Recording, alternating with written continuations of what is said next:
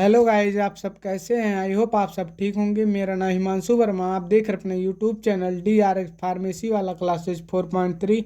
आज हम आपके लिए ले आए हैं B pharmacy third semester subject pharmaceutical organic chemistry second, जिसकी फर्स्ट यूनिट हम स्टार्ट किए हैं। हमने यहाँ तक कंप्लीट कर लिया। आज का हमारा टॉपिक है aromatic characters and Huckel's rule. इस वीडियो को बिना स्किप किए हुए कम्प्लीटली देखें और अपने दोस्तों के पास शेयर करें।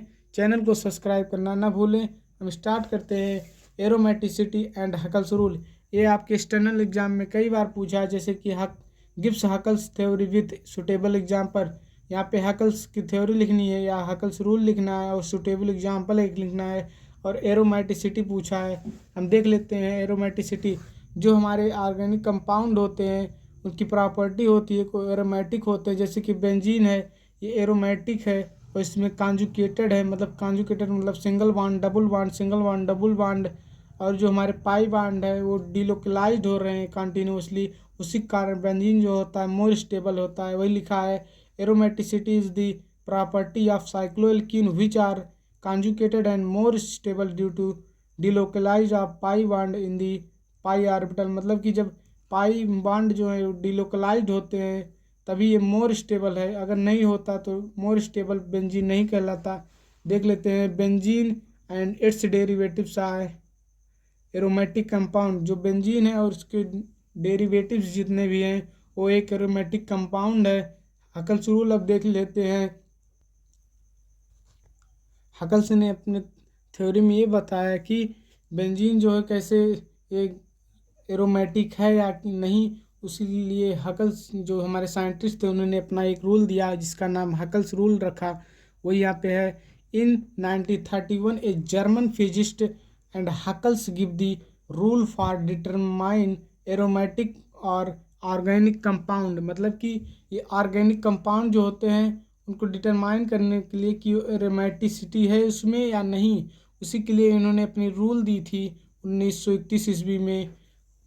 ये देख लेते हैं। दे शुड भी मतलब कि जो कंपाउंड मतलब कंपाउंड शुड बी साइक्लिक। जो हमारे कंपाउंड है वो साइक्लिक होना चाहिए इस तरह से, जैसे कि ये साइक्लिक है बेंजीन, या रिंग मतलब कि होना चाहिए रिंग के आकार का।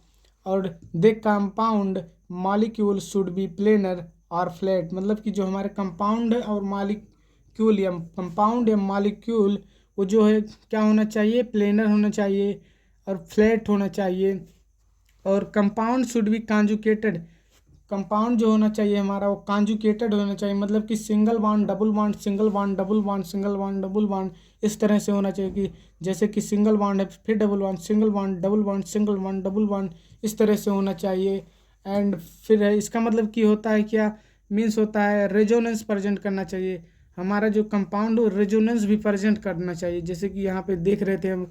और डिलोकेलाइड ऑफ पाई बॉन्ड, मतलब कि जो हमारे पाई बॉन्ड है कंटिन्यूसली एक स्थान दूसरे स्थान दूसरे स्थान तीसरे स्थान पर डिलोकलाइज्ड होना चाहिए।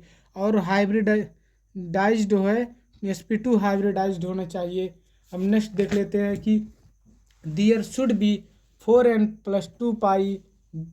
मतलब कि इसका जो सूत्र होता है 4n+2 पाई इलेक्ट्रॉन होता है, जहाँ n=2 होता है।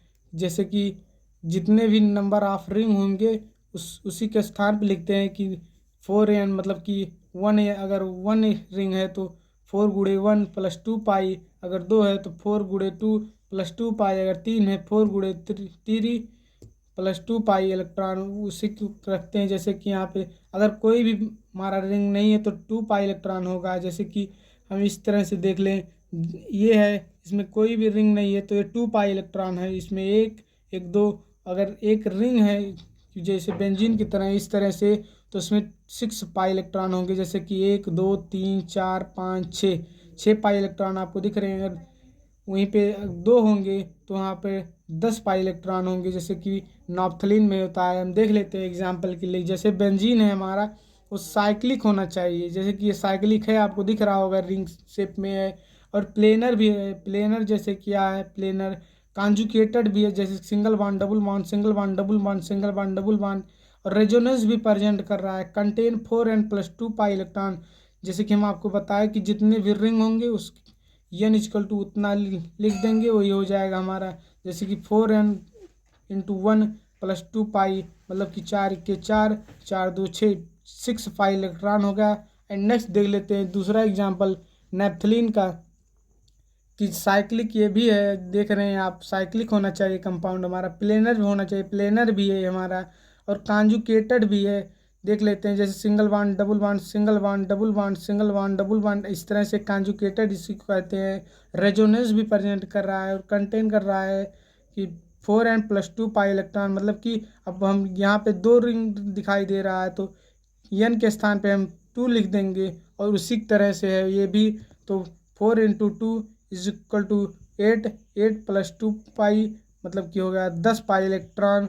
हम देख लेते हैं एक जो है phenol toluene benzoic acid benzaldehyde की, ये हमारे एरोमेटिसिटी है इसमें कि नहीं, देख लेते हैं। जैसे बेंजीन है एरोमेटिक है इसमें, मतलब कि ये साइक्लिक है, प्रेजेंट कर रहा है, साइक्लिक कंपाउंड दिखाई दे रहा है कि हमारा ये कंपाउंड साइक्लिक है। और ये कॉन्जुगेटेड भी है, मतलब कि single bond double bond, single bond double bond दिखाई दे रहा है। जैसे भी ये भी, इसमें भी सब में दिखाई दे रहा है कॉन्जुगेटेड डबल बॉन्ड है। और इसमें 6 पाई इलेक्ट्रॉन भी है, जैसे कि 1 2 3 4 5 6, 6 पाई इलेक्ट्रॉन भी दिखाई दे रहे हैं। आई होप आपको ये वीडियो समझ में आया होगा। इस वीडियो को अपने दोस्तों के पास शेयर करें, चैनल को सब्सक्राइब करना ना भूलें।